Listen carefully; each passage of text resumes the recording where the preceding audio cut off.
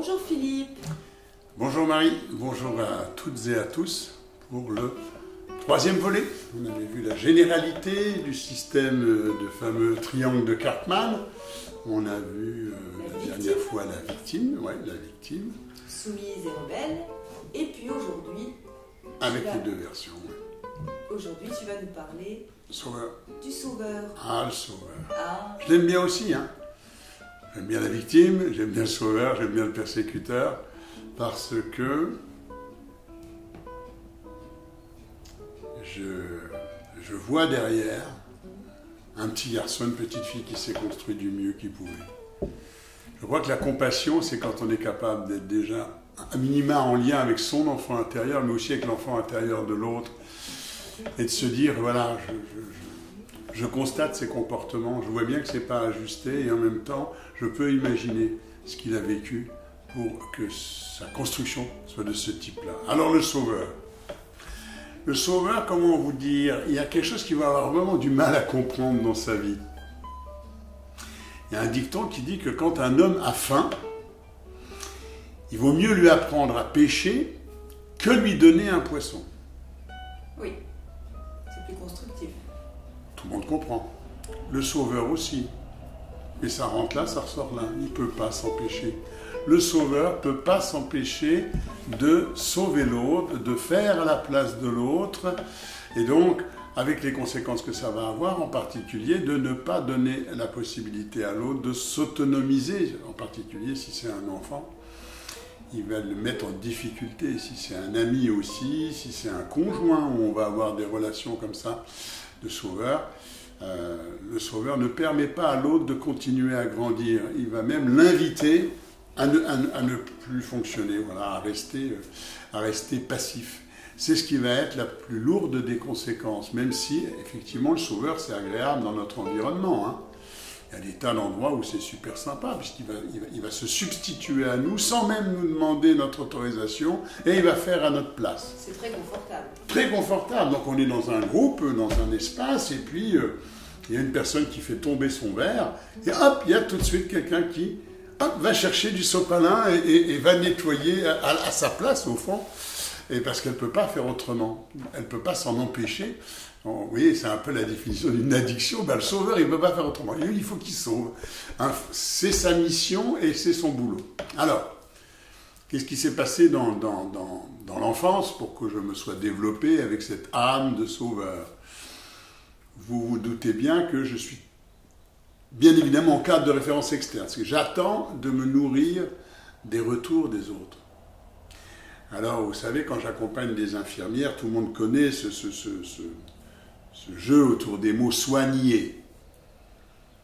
Alors, certaines, pas toutes, mais certaines infirmières vont donner leur vie comme ça, vont sauver la totalité, au risque, quelquefois, si elles font la même chose avec leurs enfants, avec leurs conjoints, d'avoir des relations qui sont pas terribles au niveau interpersonnel, parce que on va voir ce qui se passe quand, à force de sauver, ou de vouloir sauver, ou de faire à la place, ou de croire que je sais ce que l'autre a besoin, à un moment, je risque de me retrouver un peu persécuteur. Et donc, je vais commencer à en prendre, excusez-moi l'expression, mais plein la tête. Ah oui. Parce qu'il y a des limites. De très confortable, ça devient très insupportable. Oui. Alors, on va regarder comment ça évolue. Mais déjà, d'où ça vient? Donc, ça vient quoi? Ça vient bien évidemment d'un enfant qui a été super valorisé dans le soi gentil, qui a été parentalisé, qui s'est occupé de sa petite sœur, de son petit frère. Il y en a de plus en plus, vous voyez, et qui à un moment s'est dit, ce petit garçon, ou cette petite fille, pour exister, il faut que je sois gentil. Et souvent sur un fond, par rapport aux parents, d'évitement du conflit. Il y avait du conflit, et moi j'étais toujours celui qui disait « Non mais attends papa, je vais te faire un petit machin, attends maman, je vais te faire un petit bidule ». J'étais là pour, au fond, essayer d'éviter, comme si mon rôle en tant qu'enfant avait été d'éviter le conflit, en étant super gentil, et en étant super gentil, en évitant le conflit, peut-être que ça va se passer bien, alors je vais obtenir de la reconnaissance et de l'amour. Ça, c'est un petit circuit qui se crée assez tôt, et bien évidemment, on voit tout de suite le nombre impressionnant de conséquences que ça peut avoir sur notre vie. Alors l'évitement du conflit, la valorisation, le côté soit gentil, Ça veut dire qu'à un moment, ce dont va avoir besoin le sauveur, c'est vraiment de protection. Le mot fort, pour lui, ça va être d'obtenir de la protection si il a envie, s'il fait le choix de sortir de cette posture de sauveur. Pour revenir à une place beaucoup plus juste. Au milieu du triangle. Oui. Quel que soit l'endroit où on est dans ce triangle de Karpman, c'est étape 1, en prendre conscience de ce jeu psychologique. Étape 2, comment je fais pour me repositionner au centre, que je me remette en lien avec moi, avec l'adulte que je suis, voilà, pour repositionner ma façon d'intervenir et d'interagir, qui soit dans l'adulte et qui ne soit pas dans un des trois angles. Et on sait que ça tourne vite. Alors, comment est le sauveur? Souvent quelqu'un d'aimable, de gentil. Il est plutôt souvent tout le temps d'accord. Oui. C'est pas quelqu'un qui va aller chercher donc le conflit, ni l'opposition. Son rôle, c'est d'aider les autres. Et la limite, c'est qu'il va souvent le faire quand les gens n'ont rien demandé. Je suis le premier à bien vouloir rendre service. Voilà. Mais lui, il est capable de donner le bras à quelqu'un qui n'a rien demandé du tout. Donc là, on va voir que ça a des conséquences délétères. Donc son obsession, c'est d'aider et de sauver, y compris si les gens n'ont pas fait de demande. Alors, et de faire à sa place. On va avoir des conséquences importantes. Hein. Je le dis pour nous, messieurs. Voilà, quand maman nous a sauvés depuis qu'on est petit et nous a évité nos responsabilités, et qu'on arrive dans un couple et qu'on est incapable, pour beaucoup d'entre nous, d'être autonome en termes de faire à manger, en termes de gérer notre budget, en termes de faire notre ménage, oui, de faire ce qu'il y a à faire pour être autonome. Le risque, c'est qu'au fond, du coup, nos parents, dans la manière dont ils nous ont élevés, ne nous ont pas autonomisés. Et que plus dur sera la chute. Parce que bien évidemment, quand je vais arriver en couple, là je ne vais plus être avec une maman qui se substitue à moi, qui fait à ma place, même quand je ne fais pas. Je n'ai pas appris à faire, je n'ai pas appris à coudre, je n'ai pas appris à faire des choses simples de la vie, parce que maman l'a toujours fait à ma place, et elle le fait alors que, voilà, et donc ça ne m'autonomise pas, du coup, je reste complètement passif, je ne fais rien, et dépendant. Ça veut dire qu'à 30 ans, je me retrouve avec mon petit paquet de linge, et je l'amène à maman. Maman, je t'ai amené le linge, puis là, tu verras, il y a un petit truc à coudre, s'il te plaît. C'est gentil, mais on voit bien que ça va poser des problèmes dans la vie d'adulte. Et j'ajouterais, je n'ai pas appris non plus à faire une demande, puisque le sauveur va faire sans qu'il y ait une demande. C'est clair. Ça, c'est pour ses interlocuteurs. Les interlocuteurs vont perdre l'habitude de demander quelque chose. Je n'ai pas besoin de demander puisqu'elle va le faire. Or, faire une demande, c'est aussi un acte qui est dans l'adulte. Est-ce que ce serait d'accord pour toi de m'aider à ranger, je ne sais pas, telle pièce demain matin, voilà. Bon, alors, qu'est-ce qu'on voit? Encore une fois, ce rôle de sauveur va stimuler, en fonction de mon interlocuteur, ou son côté victime, ou son côté persécuteur. Voilà. Alors, le persécuteur va arriver surtout quand il y en a marre. Quand il y en a jusque-là, que maman fasse à ma place, admettons, et qu'à l'adolescence, on va entendre « fous-moi la paix oui. ». Alors on l'entend dans le couple aussi. « Ah, fous-moi la paix, je t'ai rien demandé, lâche-moi ». Lâche-moi, ça veut dire laisse-moi exister, laisse-moi grandir en faisant mes essais et mes erreurs, arrête de faire à ma place. Et c'est compliqué parce que du coup, le sauveur va vivre ça d'une manière très violente, il va avoir autour de lui le sentiment qu'il y a des ruptures violentes, que les gens lui en veulent, que les gens le méprisent. Et la phrase préférée, ce sera « avec tout ce que j'ai fait pour vous ». Ah, la fameuse phrase. Avec tout ce que j'ai fait pour vous, au regard de « non, t'as rien demandé ». Donc il n'y a pas de dette. Or, pour le sauveur, il a l'impression qu'il y a quand même une dette. Alors les phrases, bien sûr, les phrases principales du sauveur, c'est « je m'occupe de tout ». Oh, tu sais, à ta place, ah, je n'ai rien demandé, hein, mais il va quand même te le dire. Mais, à ta place, je ferai comme si. Et puis, quand il rend service et que vous voulez le remercier, oh, non, oh, bah, c'est normal. Oh, bah, tu penses, c'est complètement normal. C'est normal, oui, c'est normal, il n'y a aucune valorisation du fait qu'il ait rendu un service, puisque ça, pour lui, c'est sa normalité à lui, ce qui n'est peut-être pas celle des autres. Voilà les phrases clés. Alors, les alertes, c'est quand ça devient démesuré, comme dans toutes ces situations, on tourne dans ces jeux de pouvoir, en même temps, des jeux psychologiques. À un moment, quand ça devient envahissant, ben voilà, on va entendre, bien évidemment, lâche-moi, fous-moi la paix. Donc c'est important d'être attentif à ça, j'ai envie de dire, même dans d'autres domaines de notre vie. Dès lors qu'un de nos comportements devient disproportionné, alors il y a quelque chose à faire à cet endroit-là, pour retrouver, effectivement, tu disais, le noyau, le plus juste milieu. Et déjà, écoutez, les autres sont plus pertinents que nous, parce qu'ils nous voient, et quand les gens nous disent, écoute, lâche-moi une fois, 2 fois, 5 fois. Alors on pourrait toujours ne pas se remettre en cause, mais qu'est-ce qu'ils ont toujours à me dire de les lâcher?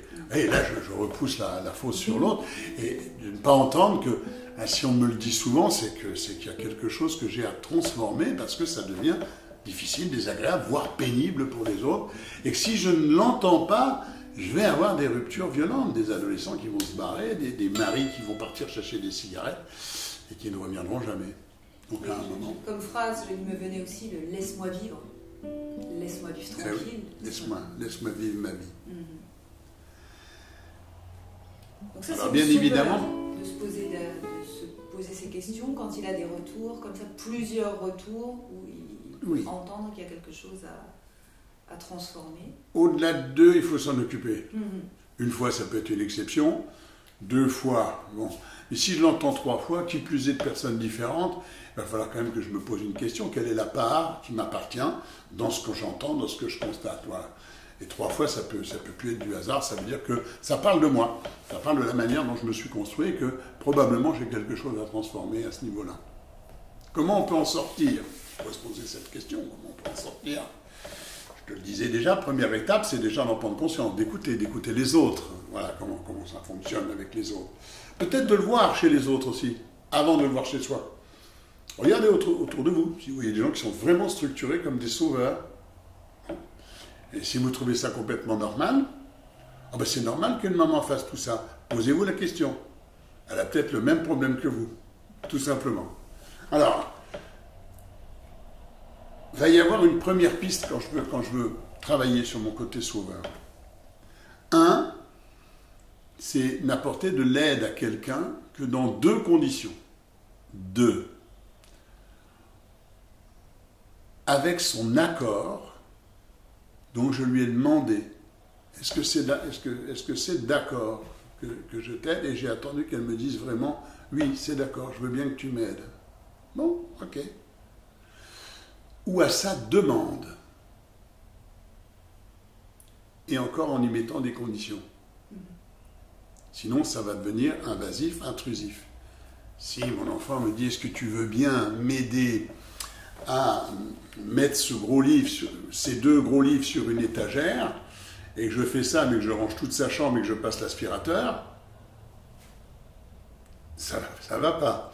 Ça veut dire que j'ai encore une fois trouvé un prétexte, et puis que je prends toute la place avec mon aide qui est en train d'étouffer tout le monde. Il faut lui laisser des responsabilités, ça veut dire accepter aussi qu'il se plante, qu'il fasse des essais et des erreurs. Personne ne peut éviter à l'autre de faire ses propres expériences. Regardez quand c'est marqué peinture fraîche. Ne pas toucher. La première chose que vous faites, c'est de mettre le doigt dessus. Vous n'êtes pas plus sot ni intelligent que quelqu'un d'autre. En même temps, vous avez besoin de faire l'expérience et ah oui, t'as raison. Bien sûr, c'était marqué, c'était inscrit, je le savais. Donc le fait de faire à la place de l'autre ne lui permet pas de grandir parce qu'il ne fait pas ses propres expériences. Voilà.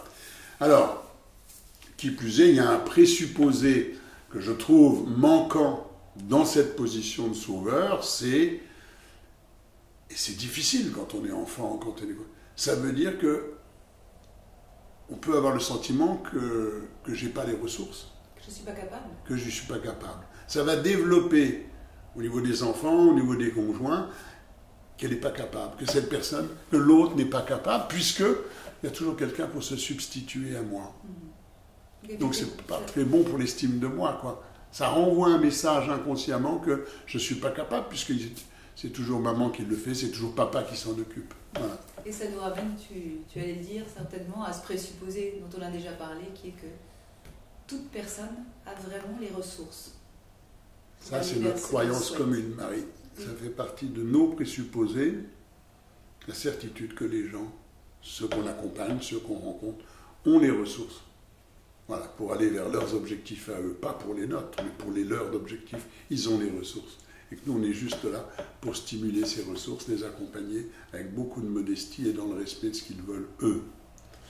Alors, allez, on va terminer, parce que ça passe vite le temps en votre compagnie, puis il y a tellement à dire sur ces postures.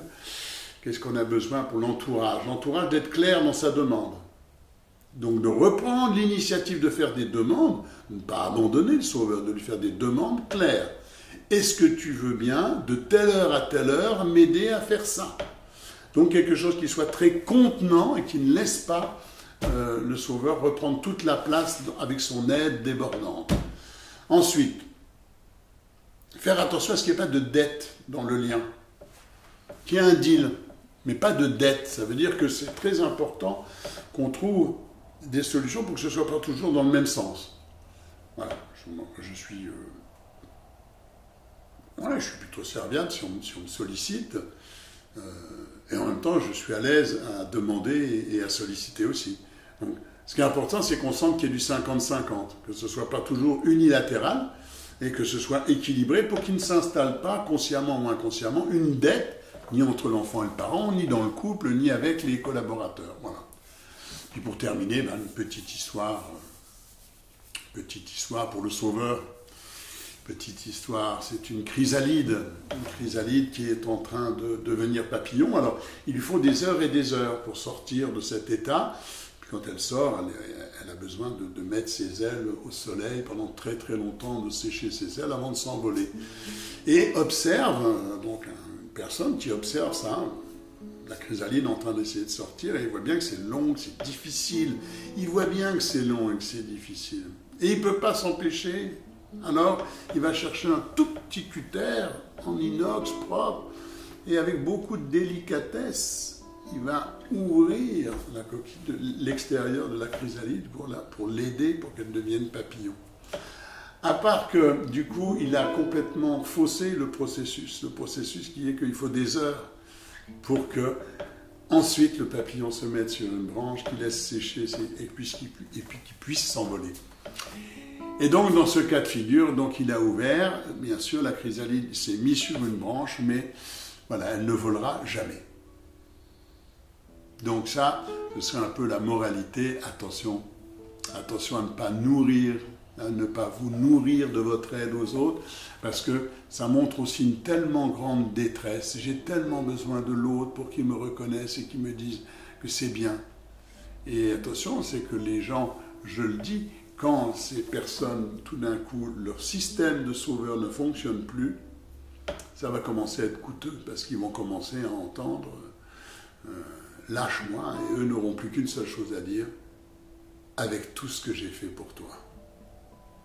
La fin n'est pas toujours sympa. Faites attention, prenez soin de vous, prends soin de toi aussi, toi Marie. Donc pour le sauveur, voilà, une posture délicate de laquelle on sort tout doucement. Et puis on se retrouve, donc là c'est la troisième, on se retrouve pour terminer la quatrième avec le persécuteur. Je vous souhaite une belle journée, je vous souhaite le meilleur pour chacun et chacune d'entre vous et à toi aussi Marie. Oui, je te remercie Philippe et puis je terminerai juste en disant continuons d'être dans l'attention et pas dans l'intention. Voilà. Je vous souhaite aussi un bon dimanche et puis à la semaine prochaine. À la semaine prochaine. Au revoir Marie. Au revoir Philippe.